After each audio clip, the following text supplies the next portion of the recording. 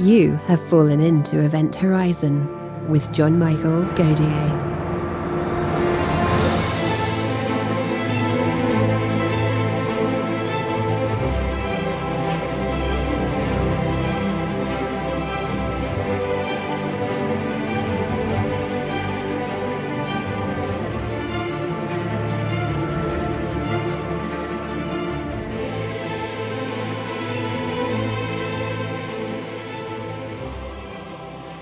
John, I have a message for you from producer Ross.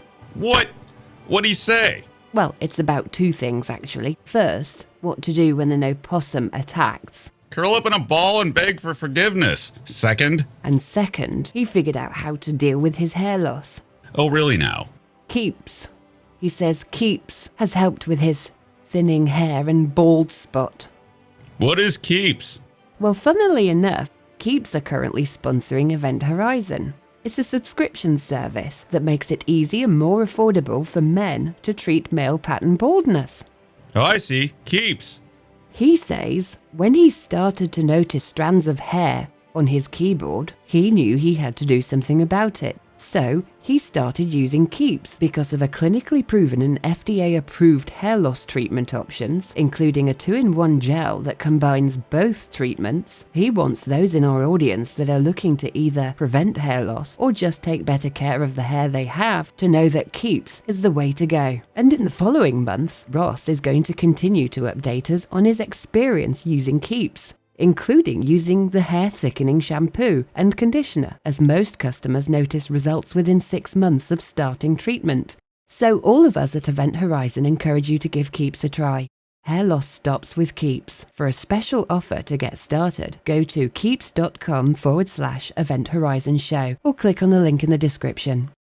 In today's episode, John is joined by astrophysicist Paul M. Sutter. Dr. Sutter received his PhD in physics in 2011 as a Department of Energy Computational Science Graduate Fellow. As well as being an editor for Space.com, his podcast and YouTube channel, Ask a Spaceman, is now one of the top podcasts across all subjects globally. Dr. Paul Sutter, always welcome back to the program. Oh, thank you so much for having me. It's been way too long. Paul, you have spent your career studying voids, the nothingness that surrounds us, in at least between galaxies and things like that. Now, Paul, there has been a recent discovery of the Amaru Particle, where this particle appears to come from the direction of the local void, but maybe it doesn't. Tell us about that. Yeah, absolutely. I've long been fascinated in voids. You know, there's the joke that an expert is someone who knows more and more about less and less. And I just took that to its logical conclusion. So I've become one of the leading experts in absolutely nothing. And that's my happy space. I love looking at the voids, studying these vast empty regions of the cosmos and figuring out what the nothingness has to tell us. And yes, so the direction of this charged particle, of this cosmic ray. One is it's really, really hard to figure out the true origin points of these high energy cosmic rays, these especially the ultra high energy cosmic rays. And that's because on their way from their origin point to us, they encounter magnetic fields, and magnetic fields can deflect the paths of charged particles. And we can do some modeling, like we know the magnetic field around the sun. We have a kind of a decent handle of the magnetic field of the Milky Way and some surrounding regions. So we can do some modeling so that when we see a cosmic ray entering our sky from a particular direction, we can do some modeling to reconstruct its path through the universe and figure out what its true origin point is. But this is a very, very fuzzy kind of thing where we don't have a strong handle on the true origin point. So even though this particle looks like it's coming from the local void, it doesn't mean it originated in the local void. And even if it did truly come from that direction, there's a couple possibilities. One is that it was generated on the other side of the local void. And since voids are largely underdense, largely empty regions of the universe, it's not very difficult for these high energy particles to just sail on through. It's not like they have a lot of interference on their way to the Earth. And also, voids aren't entirely empty. There are regions, there are pockets in the deepest parts of the largest voids that really do likely have nothing, no hydrogen, no helium, no dark matter, just stray radiation and cosmic rays passing through every once in a while, that they really are depleted of matter. But in general, voids are populated. It's like the deserts on Earth. The deserts get some rain sometimes. There are some living creatures eking out an existence in the desert. It's just nothing compared to the forests and rainforests and savannas and plains of the rest of the cosmos. And so, yeah, there are some galaxies. There's faint wisps of the cosmic web threaded through the voids. There are structures there, but it's a mere shadow compared to the rest of the cosmos, the rest of the cosmic web. And so there are some places where presumably you can make one of these ultra high energy cosmic rays. We actually don't know exactly what generates the highest energy form of cosmic rays. And so there are a few options there. Within a void like this, now there is really, ultimately, as you touched on, no voids. So there is a population of something there. You will find stars floating through the void, right?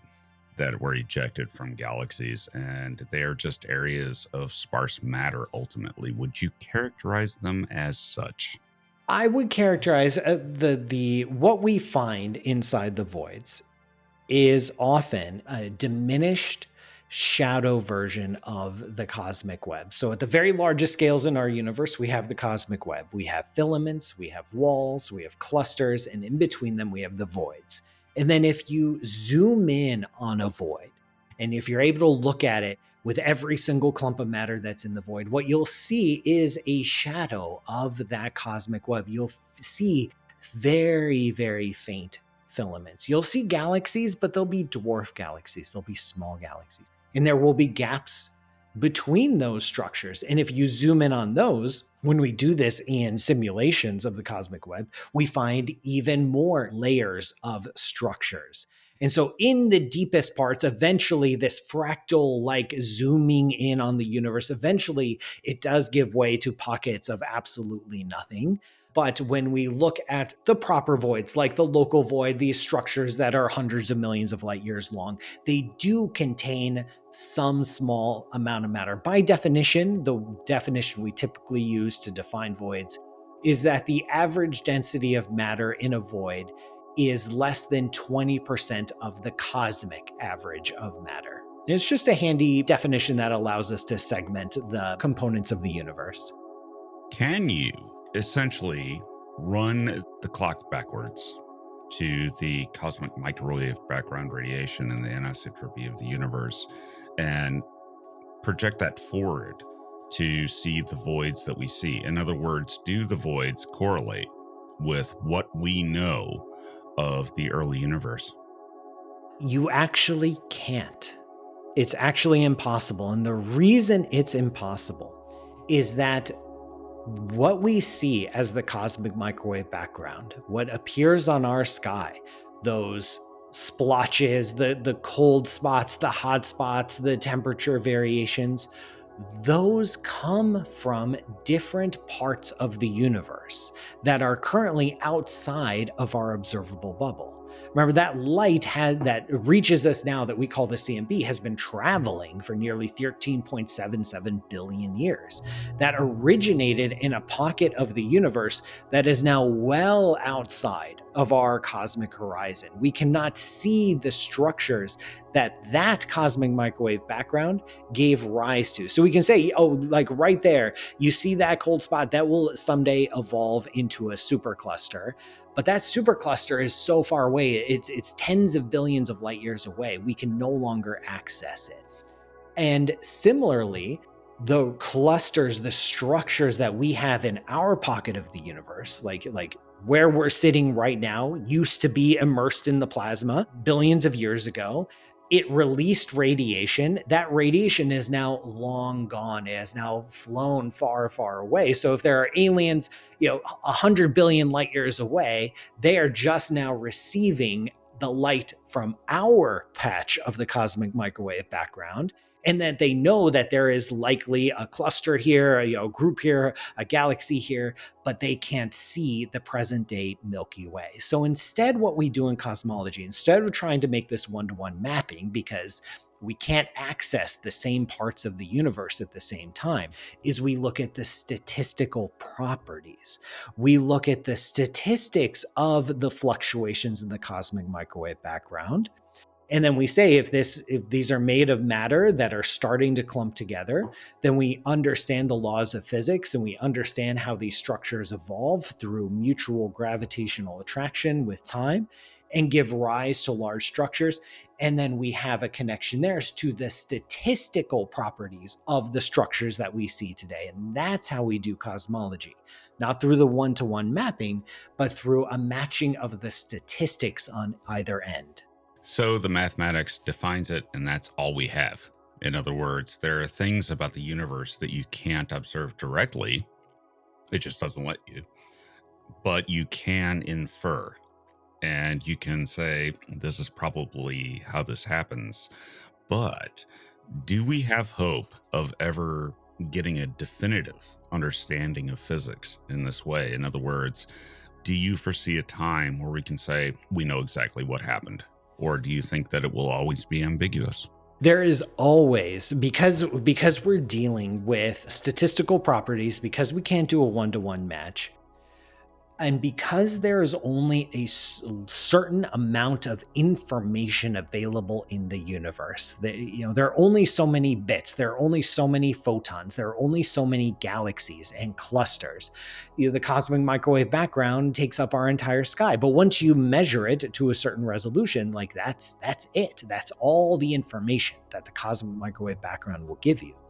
There is a fundamental limit to our knowledge, and we can encapsulate this. We call it cosmic variance.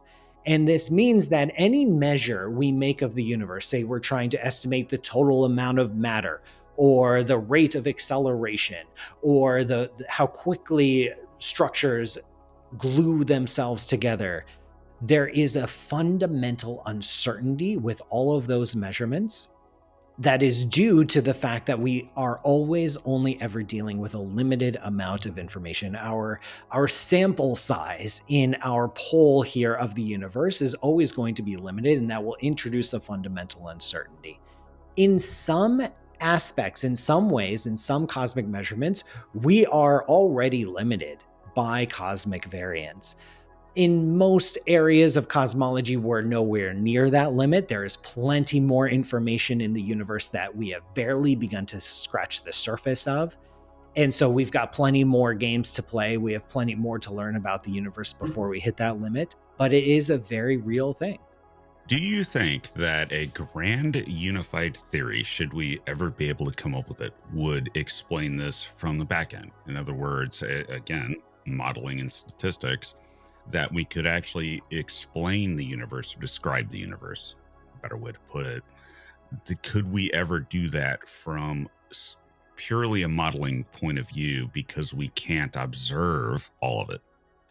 This is one of the great games of modern cosmology and physics. This is what's so exciting.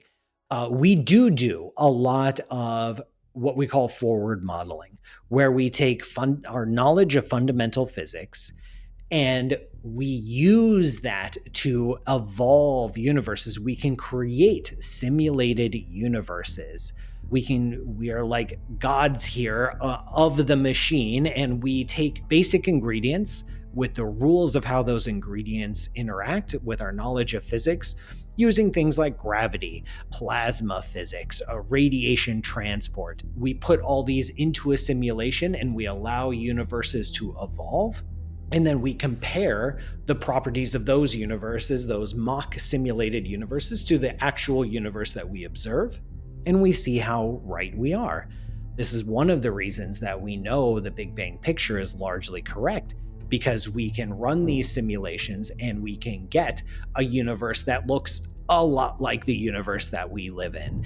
And we continue to use these tools to refine our physical understanding. And the dream is, the little tantalizing possibility is that you can develop a theory, a unified theory of physics, a theory of everything that includes knowledge of literally everything, and is able to explain from within the equations itself the origins of the universe, the properties of the universe, the contents of the universe, and you can predict the entire future history of the universe from a single set of equations.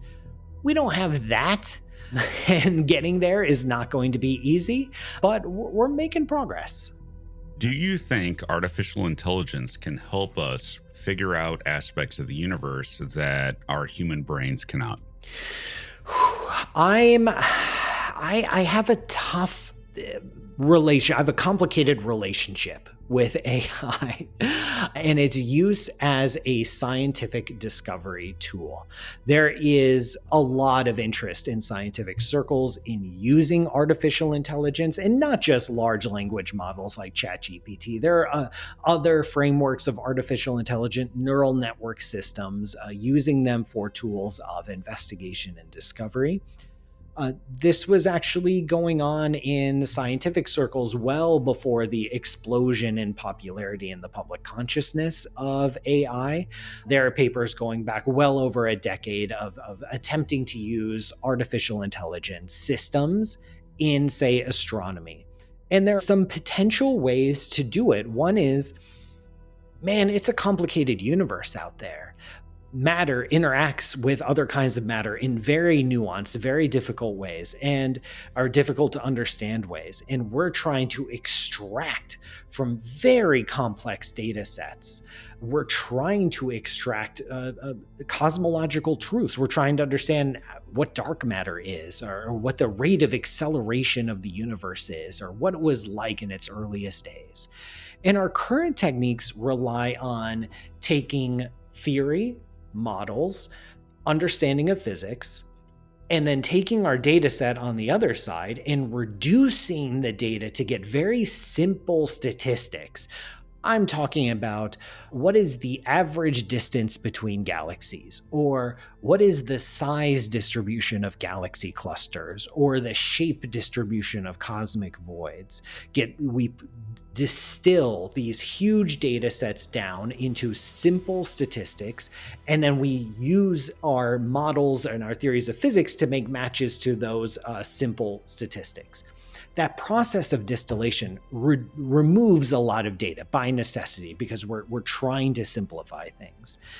So the question here is, and many people, I have many friends and colleagues who are working in this direction, the question is, well, instead of trying to distill nature down in these complex data sets where we throw out 99% of the information to try to get these simple summary statistics that we can use to connect to our models, what if instead we were able to train an AI that could dig deeper into the data, deeper than any simple summary statistic, deeper than any human mind, and discover those truths and connect to our physical theories?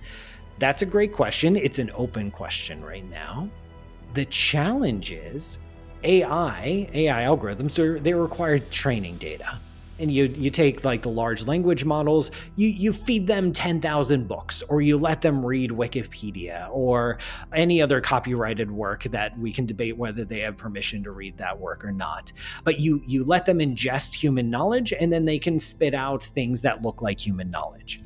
But when it comes to scientific discovery, what do we train the AI on? How do we teach the AI what a correct universe looks like, so that when it goes out to observe the real universe, it can tell us what these cosmological truths are? It can tell us what the right model is. Right now, our only approach to doing that is through simulation, where we take variations of different physical laws or parameters, generate different kinds of simulations, train the AI on the simulation. So you say, okay, if there's a lot of dark matter, a universe looks like this. If there's a lot of dark energy, then the universe looks like this. And then go out and say, okay, computer, here's the really real universe. Tell us about dark matter, dark energy, and fundamental physics. So then the question, and the AI will absolutely tell you, okay, according to my calculations, there's this much dark matter, this much energy, here's the acceleration rate, here's all your physics. And then you ask the question, like any scientist would ask, which is, well, how do you know? How do you verify that? What's your uncertainty level? And with AI, that's a very difficult question to answer. The verification of the data is very, very difficult to answer. The assessment of uncertainty is very difficult to capture with AI. And it's not clear yet if we'll be able to solve that, if we'll ever have the confidence to allow AI, a neural network or any other kind of approach, to look at real data and tell us what the physics is and have us believe that answer. There's a lot of work in that direction. It remains to be seen. So that's actually a very disturbing question, Paul, is when you ask the AI, how certain are you? Because how do you know it's telling you the truth? How do you know it's not just telling you what you want to hear? And I think that's going to be the really crazy thing of human cultures figuring AI out, is that you're never really going to know what it's telling you is the truth. It may just be telling you what you want to hear. Does that disturb you? Oh yeah, absolutely. And we have to remember AI has no concept of truth. It has no concept of appeasement. It has no concept of any of our human, not just values or ethics. It has no conception of how humans view the world, especially when it comes to like ChatGPT. All it, quote, knows is that certain words are more likely to appear with greater frequency after other words. An AI model trained to learn about dark matter and dark energy doesn't know what dark matter and dark energy is. And not in the same way, like I don't know what dark matter and dark energy is, but it doesn't even understand the concept of dark matter and dark energy. It doesn't even know what we're talking about. It doesn't even know what talking is. It doesn't have this abstract level of reasoning that human brains are capable of. And so we should approach all results generated by AI with suspicion, because AI models are not processing the data in the same way that a human being is. And, generally we don't even trust each other. And so if we're talking to essentially an alien that doesn't even have a mind in the same way that we do, we should definitely not trust it. Yeah, and that really brings up the point that maybe it would not be such a great thing to talk to an alien if we ever discovered an alien civilization out there and we were for hundreds of years radioing back and forth. How do you tell that from an AI? Maybe it is an AI. You don't know. And how do you know it's telling you the truth? It's like, yeah, we got a really nice planet. Well, what I like to think about, what I enjoy thinking about when I'm looking at a nice dark sky is, would we even recognize first contact?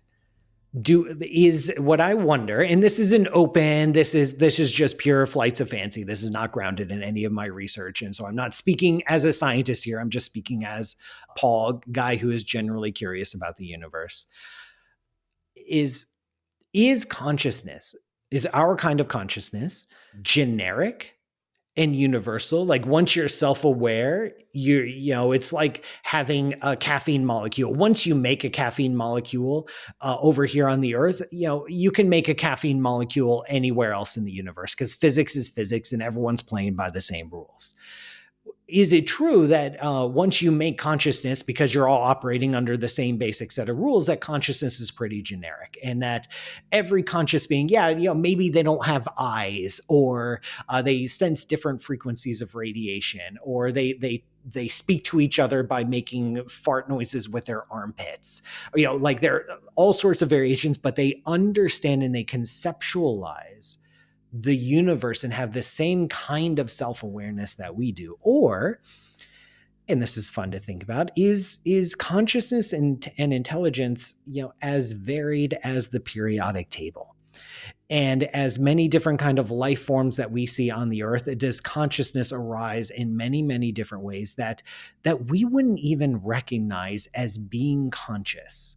or even alive. Like maybe we've received first contact signals, but we don't recognize them as signals because we're locked in our biological brains with our 4 billion plus years of evolutionary history. And so we can only look at the universe through a particular lens. And maybe we're missing something. That is just late night musings for me.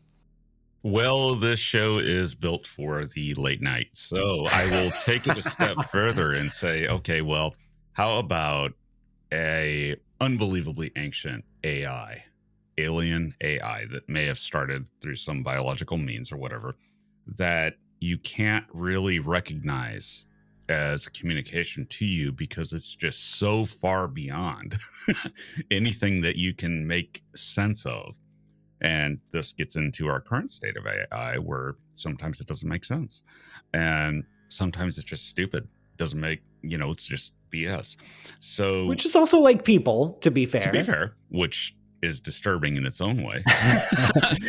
But it's interesting you bring up this question of, does AI give us the answers?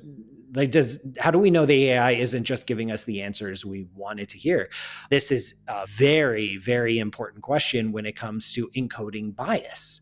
And this is one of the biggest struggles in scientific use of AI is if there's some sort of hidden bias, say in our simulations of the universe, then that bias will just be regurgitated back to us by the AI because that's how we trained the AI.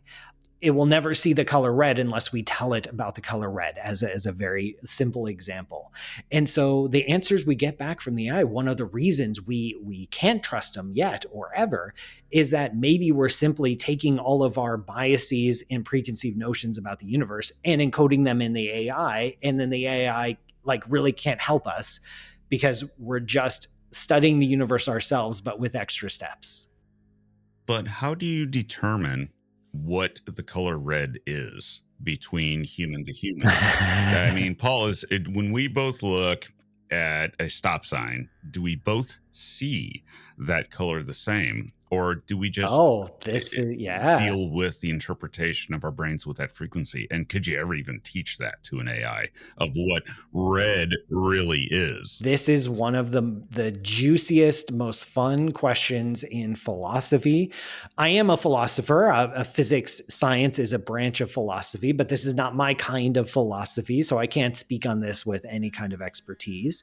But there's even a word here. The word is qualia, which is the feeling or the sensation that we associate with a particular mental state or observation. And so, yes, I can point at a stop sign and I say that stop sign is red. And you point at the same stop sign. You say, yes, of course, it's red. We agree it is red. And we can objectively measure that the wavelength of the radiation, the spectrum coming off of that stop sign is exactly the same for you and me. We can establish that it triggers the exact same pattern of rods and cones in our retina. We can establish that it's the exact same electrical signal that passes into our visual cortex. We can say, yes, all this is the same. But my qualia, my sensation, my experience, my private experience of the color red, we don't know if it's the same as your private experience of the color red. Another way to express this is that I am the only person in the world who knows at an intimate level what it's like to be Paul, specifically my Paul Sutter. No one else can experience that. No one else knows what it's like. I can try to describe it. It's pretty fun. I like it. But no one else knows what it feels like to be me.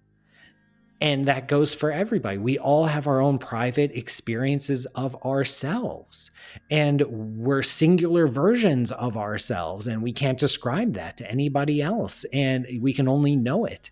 And so, yeah, we all have these private sensations of what it's like to be us and to experience the universe around us. We've been able to construct common understanding, but we don't know if that common understanding comes from a shared experience, a shared qualia, or if it comes from just a common set of norms. Like we learn from a young age that when the grown-ups point to this and say that's red, we decide that's red, even if we are perceiving it and experiencing it differently. Yes, but I think we could probably agree on what a decent cheese is. The qualia. Oh, that is beyond. That's a whole different branch of Yeah. philosophy that it sets outside. There are platonic ideals in the form of cheese made manifest, and we can eat that and experience it. Yes, I think there is a common ground. Now, Paul, you have a new book out. And A Sickness in Science. And this is something that I actually see from a number of points of views these days, that maybe science is not as healthy as it could be. Could you give us an overview? Absolutely. And I think from the time you got the proofs to the time of publication, we had a title change. What? So the title of the book is now Rescuing Science. Yeah, I know. Here we go. It's called Rescuing Science, Restoring Trust in an Age of Doubt. I actually wrote this book.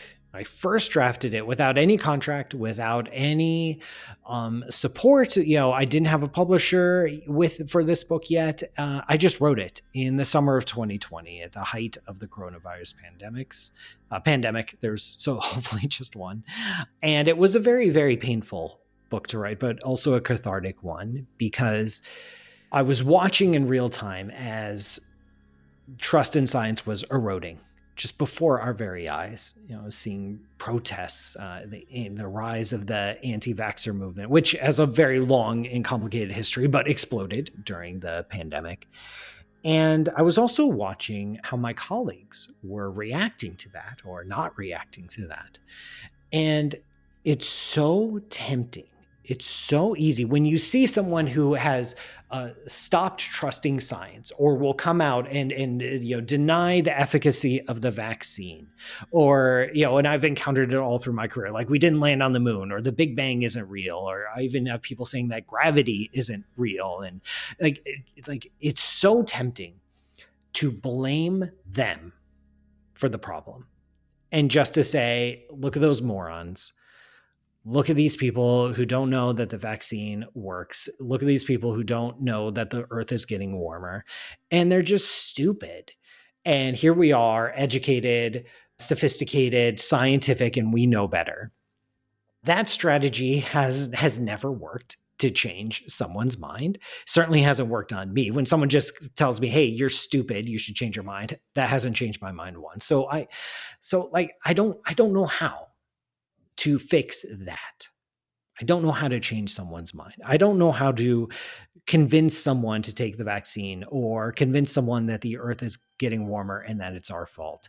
I don't know how to convince someone that we landed on the moon, or that the earth is round. Like I talk about facts and evidence, but people who believe that are not coming from the same direction.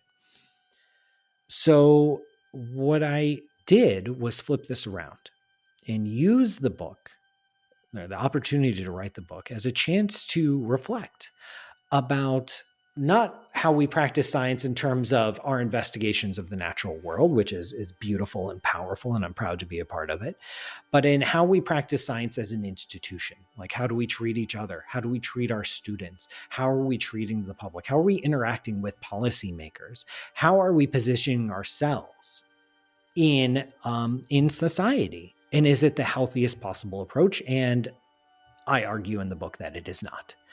And that we have a lot of changes that we need to make, and that we are inadvertently causing more mistrust, that we are caught in a vicious cycle where continued lack of trust in science leads to, I believe, lowered funding levels for science. And then that squeeze on the funding side leads to dysfunctions that are fueling even stronger anti-science sentiment. So I believe we're caught in a vicious cycle. Just last week, 2 news stories hit my feed, and to me, it was not a coincidence. One news story was the latest congressional budget slashed almost all science funding, and at best held some agencies and some divisions, kept it flat, but across the board, science funding was cut in the latest congressional budget. And there was a new study out showing that while trust in science was still relatively high, more and more members of the public are worried, are concerned that scientists are not holding on to their own norms and ethical standards. So we have high-profile cases like Ivy League professors that turns out large chunks of their research were fraudulently created. Or we have presidents of Harvard who are plagiarists and plagiarized throughout their entire career.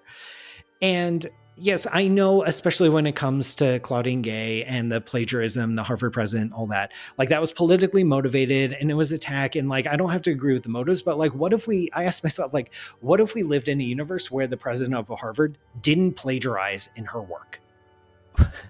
Then those attacks wouldn't have anywhere else to go. They would run up to a wall like, oh, it was actually like fully integritous work and no plagiarism here. And then they would have to move on. Maybe they'd find something else. I don't know.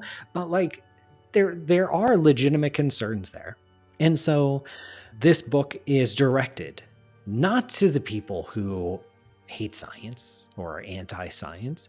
It's directed to the scientists. It's directed to the fans of science. It's directed to the lovers of science, the people who want to promote science. It's directed to the people who want to see science robustly funded for years and years. And what I argue is that we need to change our internal structures. We need to change how we approach the public. We need to change what we are doing because we are caught in a vicious cycle. Let me give you an example to demonstrate this.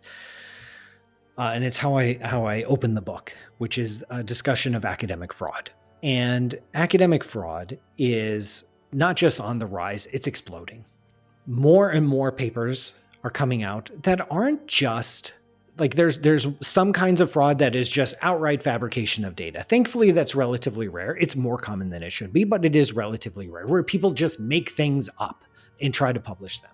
What's more common is what I call in the book soft fraud. We're talking about plagiarism.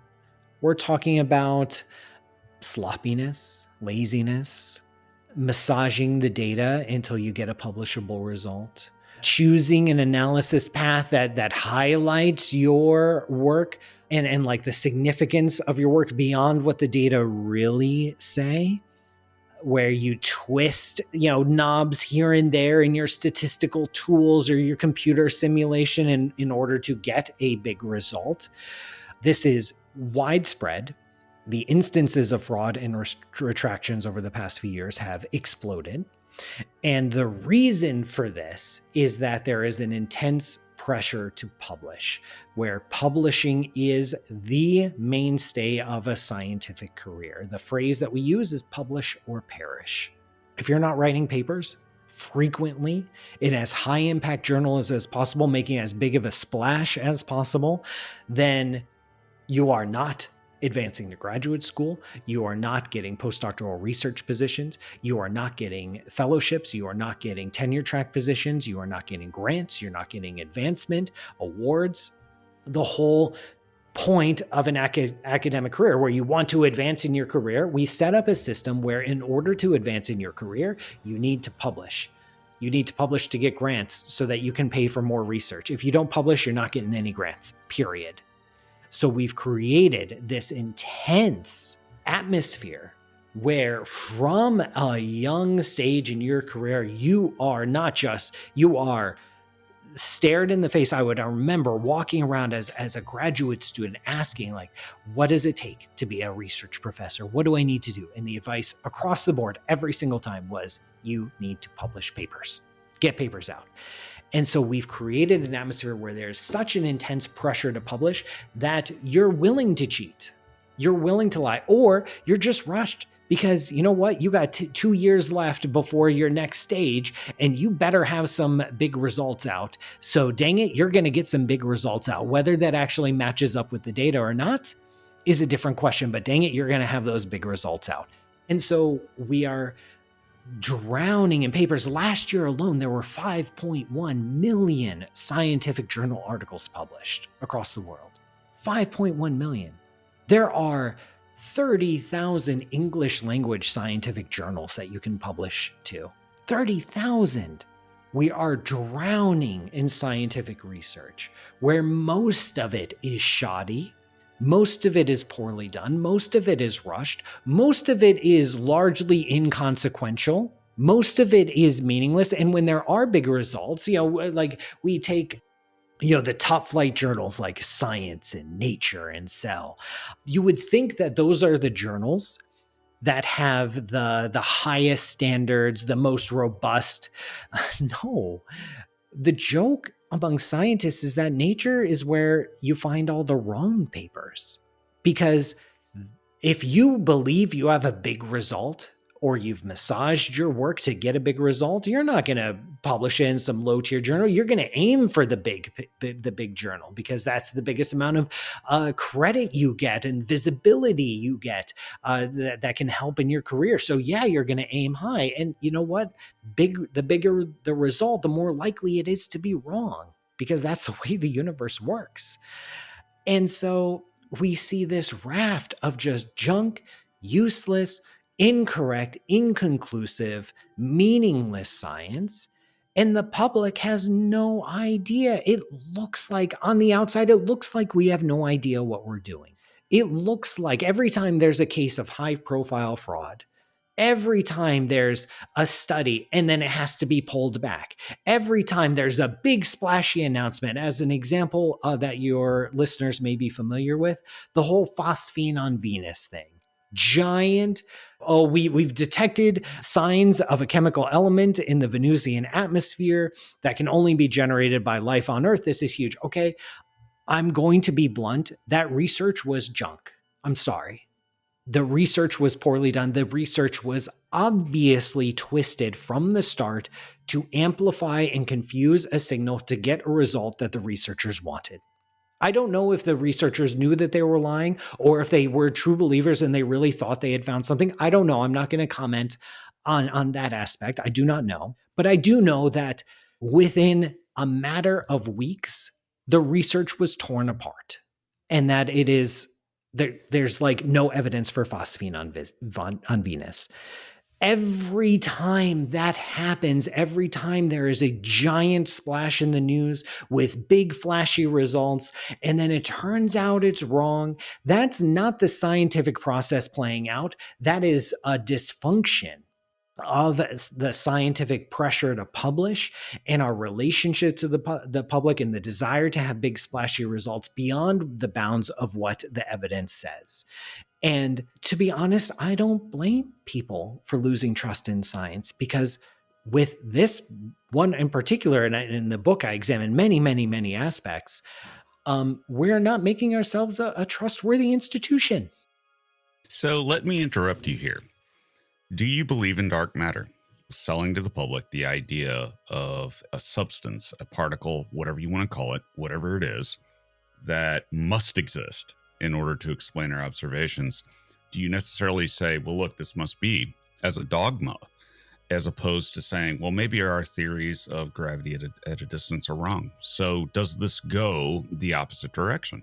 So I'll tell you what I do say, and you can read any of my public writings on this, any of my podcast episodes. I try to be as consistent as possible, which is dark matter is our leading hypothesis to explain these observations.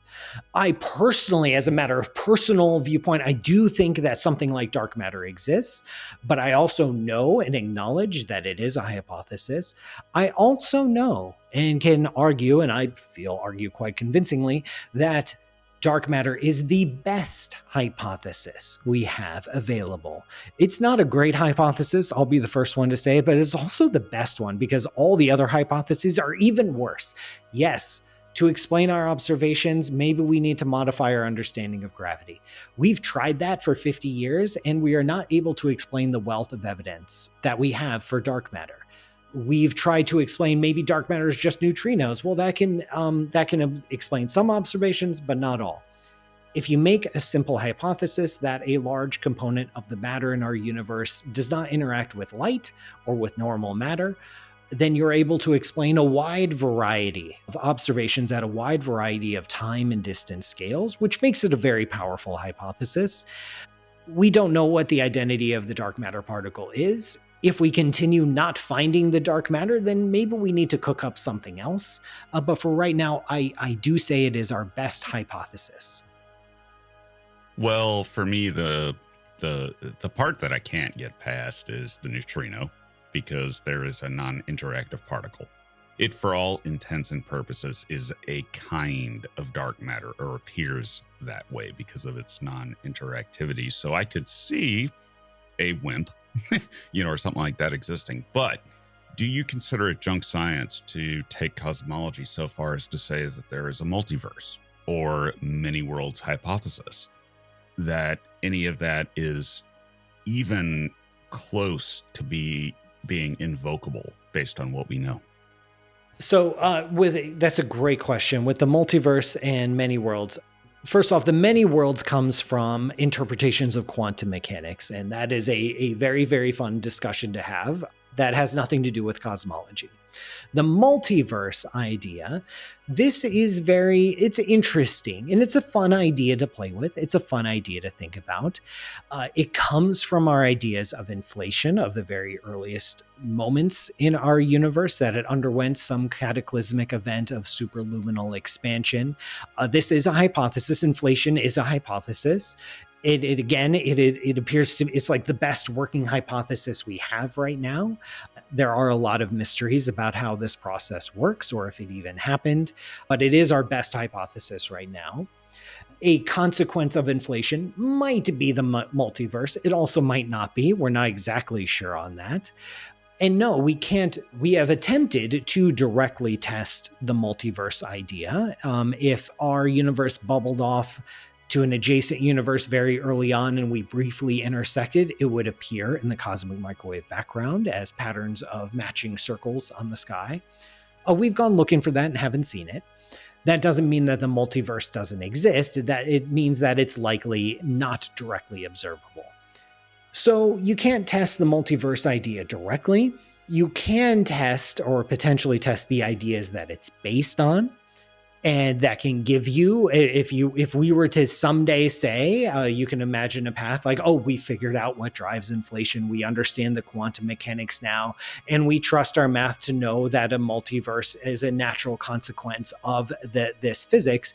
Then the most you could say is that, okay, as far as we know, a multiverse probably exists.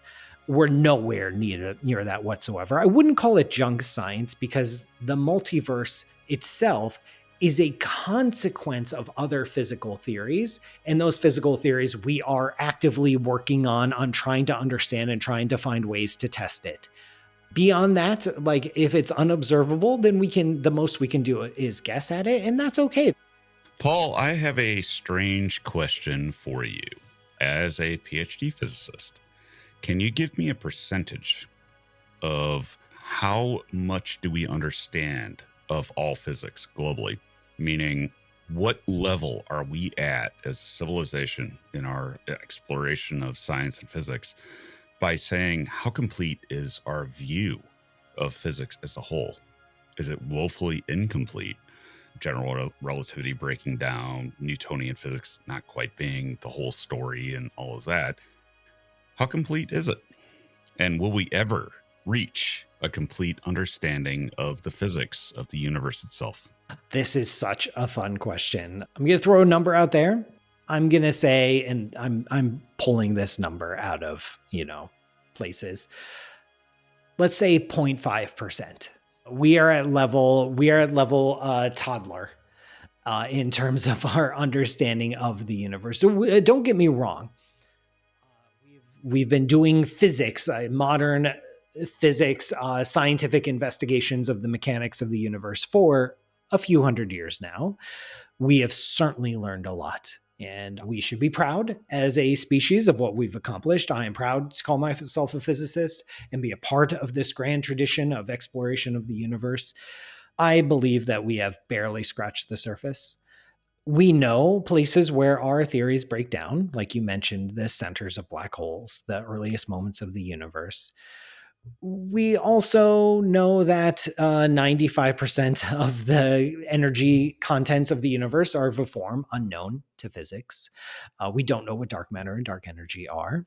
The list of unknowns goes and goes and goes and goes. I hope that 100 years from now, 200 years from now, 1,000 years from now, our understanding of nature, of physics, the language we use, the tools we use, the conceptions, the fundamental frameworks we have, I hope it looks radically different than what we have today. I think the saddest outcome would be that physics remains largely unchanged for hundreds of years, because that means we've reached the limit of what we can know and what we're capable of, and that we won't be able to progress much farther than what we already have. To me, that's a very depressing outcome. I don't want that for the future. I want my children's children's children to look back and read things that I wrote or that my contemporaries wrote and say, can you believe those troglodyte scientists who thought they understood the universe, and then they were completely missing this aspect? And oh my gosh, can you believe, how did they even know how to breathe? They were so stupid. That's what I want them to say about us, because that means we've learned something. That means we've grown. I believe that we live in a beautiful, mysterious, and deeply complex universe that we barely understand. And that for all of our technological prowess, all of our advancements, all of our applications of physics that I was trained in and my colleagues have been trained in, I think we're just getting started. And for me, that fills me with joy and excitement, because it means I get to be a part of a story. I can get to write a chapter in this great tapestry of human exploration of the universe. And I think we've got a lot to learn. 10 billion year old civilization in a galaxy far, far away that we can't even detect says, well, we have a much greater understanding of physics. But the problem is how do you prove an infinity? So if we live in something really weird, like an infinite universe, flat geometry and a certain interpretation, we can't ever know, right? No one can ever know. Yeah, the problem, this comes up a lot in cosmological discussions. As soon as you allow the universe to be infinite, then you run into issues of measurement and quantification. And it's true, we're not exactly sure how to approach this. We don't know if we have the tools we need to grapple with this and study this. This could be a sign that the universe is not infinite and we don't need to worry about it, and we will eventually arrive at an understanding that shows that the universe is not infinite, and then we can take a nap or something. Or it's showing that our current tools, our current capabilities are not up to the task of describing the actual universe that we live in. Do you think, in terms of your book, Fraud in Science, and junk theories and junk hypotheses and things like that can never be backed up, and there are a lot of those, where how do you ever obtain proof? And you could levy this against something like string theory, where, I mean, how do you test it? So when we start talking about untestable hypotheses, things that are not falsifiable, do you think that we have committed a sort of crime against science in the natural philosophy of it, the original philosophy, and that we should probably hold back from really crazy theories and say, we don't have a way to do anything with that? Is that a valid statement? This is such an interesting discussion, and I don't have a personal stake in the issue, so I won't give you a clear yes or no answer, but I will flesh out the sides in here, because I personally don't. I waffle back and forth personally on these viewpoints, which is, yes, there's some ideas, hyper, super duper, triple, double dog dare hypothetical ideas that are so advanced, we can't test them now. Like string theory, you mentioned, we cannot test it. The problem with testing string theory is not a matter of having a powerful enough collider. The problem with testing string theory is we don't know how to solve the math, so we can't actually make physical predictions. Even if we had a collider around at the orbit of Jupiter probing the Planck scale, we could still not test string theory because we don't know what string theory actually predicts about the mechanics of our universe. So it's a valid question that when you're so far out there beyond the realm of testability, There are several questions here that get intertwined. One question is this valid science? Another question is this a valid pursuit? Another question is this a waste of time? And when it comes to questions of falsifiability, this is a cornerstone of science that, any scientific theory should be good. Scientific theory is falsifiable. We should be able to find evidence that can falsify the theory. We have to keep in mind that's a relatively modern invention.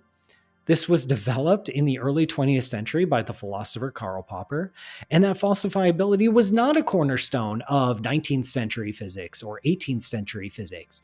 The physics where we were doing some really cool stuff with Newtonian mechanics, with the discovery of electromagnetism, with the beginnings of modern chemistry, all that was done under a framework that did not include falsifiability as this requirement for good scientific theories. So falsifiability is not a requirement to generate valid descriptions of the universe. We have discovered it to be a very useful and powerful tool, obviously, but it is not a requirement. We are able to do it before. And we might, going forward, develop different philosophies of science. Science is an institution. It's a human institution. It grows, it evolves, it changes. We have different norms. We have different standards. We have different modes of conduct of exploration of the universe. And we don't know what 100 years from now, 200 years from now, the people who call themselves physicists 200 years from now may not look a lot like the physicists of today. Certainly the scientists of today do not look like Galileo, Copernicus, Kepler, even Newton. Their modes of inquiry were incredibly foreign and alien to the modern scientific sensibilities. They approached the universe from a completely different framework, and they were still able to generate some very, very interesting, powerful insights. So I'm not going to knock string theory or ideas like that right off the bat because of a lack of falsifiability. Because the truth is that the most advanced theories of physics, remember, physics is a branch of philosophy. I have a PhD that stands for Doctor of Philosophy. We are literally philosophers. It's okay for us to, calling a scientific idea oh, that's very philosophical. That shouldn't be an insult because we are all philosophers. And that if something is on the very, very edge and is not quite, maybe not falsifiable, maybe it is in principle, but not in practice, maybe it's just a wild idea, I think we should celebrate these wild ideas. I think we should push into the darkness. I think it's okay to explore these ideas. And because you never know when an idea may become testable or how it may manifest or how it may turn into a physical theory. And that lack of falsifiability or inability to access an idea or validate an idea.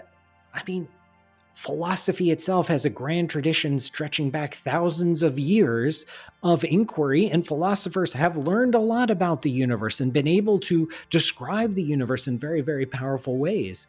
And that's not necessarily a bad thing. And so maybe it's okay. Maybe we can just do it. Maybe we can keep pursuing these wild ideas because you know what? It's really fun to talk about. And having something fun to talk about is a worthwhile endeavor in its own right. How much blowback do you think that there would be, though, if you came across something?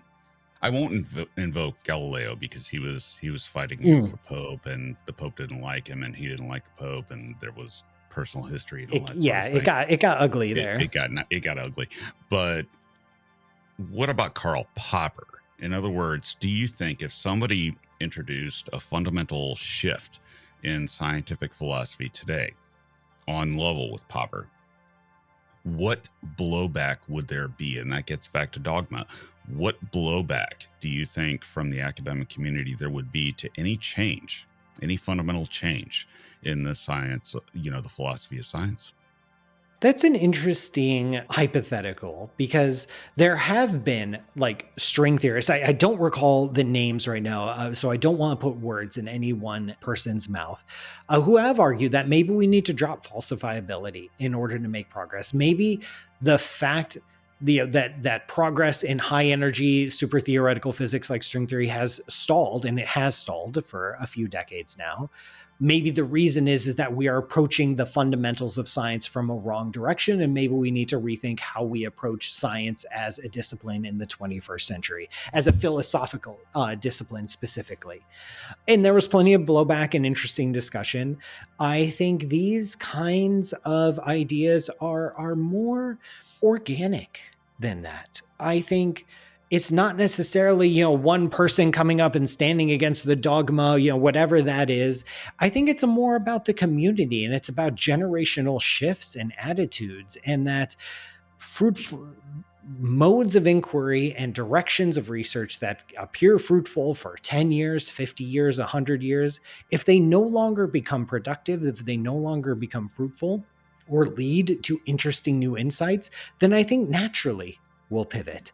We have been seeing this play out over the last generation. There has been dwindling interest in high energy physics because we placed all our bets on string theory. We placed not all of most of our bets on string theory, most of our bets on supersymmetry, and those have not panned out. We have not been able to crack string theory. We have not been able to turn it into a physical theory that tells us how the universe works. We have found no evidence whatsoever for supersymmetry, and we don't really know where to go from there. And so what's naturally happening is that young scientists entering the field, they look at that and they say, okay, there's nothing exciting happening there. There's no new discoveries. We don't know what we're doing. I'll go study something else. To be honest, we see the same thing in cosmology. We discovered dark energy 25 years ago. This accelerated expansion of the universe. We still have no idea what it is. It looks like in order to try to understand it, we need more expensive satellites. We need deeper observations. We need bigger data. But we've been doing that for 2 decades and we haven't gotten a lot of insights or results. What we've learned so far is that, yeah, dark energy exists. Check. But we haven't been able to tell what it is. And so there are fewer people entering cosmology. Instead, in astronomy, you look at what are the hot topics? What are young scientists pushing towards? They're pushing towards exoplanets and extraterrestrial life and stellar evolution, topics that are very, very fruitful now and generating lots of cool results where there's so much room for discovery and potential new insights. And I think that's okay. Science, there's life to it, and fields of inquiry can grow and reach a steady state and then decay. And then we just become less interested in those kinds of questions. And we can pursue other questions with other modes of inquiry for decades or 100 years. And then maybe someday we'll come back to dark energy and we'll have some new framework to tackle it. And we'll get like, oh my gosh, it was this all the time. Oh man, if only we had known that 100 years ago, we wouldn't have wasted all that money on satellites and observations, because the answer was just staring us in the face. We just didn't know how to look at it. And that's okay. It's okay to be a part of this story. But what happens if a wild card, a black swan, comes along? And we can call it general relativity, where somebody throws something out there that all of a sudden, there it is. Do you think that academia will initially say, can't possibly be, the universe can't work that way, which actually happened to Einstein to a certain degree with general relativity, not special. So do you think that we're in danger of that, where it could be, become so ingrained that they say, can't be, and then over 20 years they find out that it apparently is? I hope it works that way. That means if we're skeptical, that means we're doing our job, because for every one Einstein, there are 99 people that you haven't heard of because they came out with a big bold theory and they were dead wrong. And it did not survive experimental scrutiny or even theoretical scrutiny. You say you can poke at a theory just mathematically and say like, oh, actually you contradict yourself and this is an unworkable theory. Go back to the drawing board. There are 99 of them for every Einstein that you've never heard of.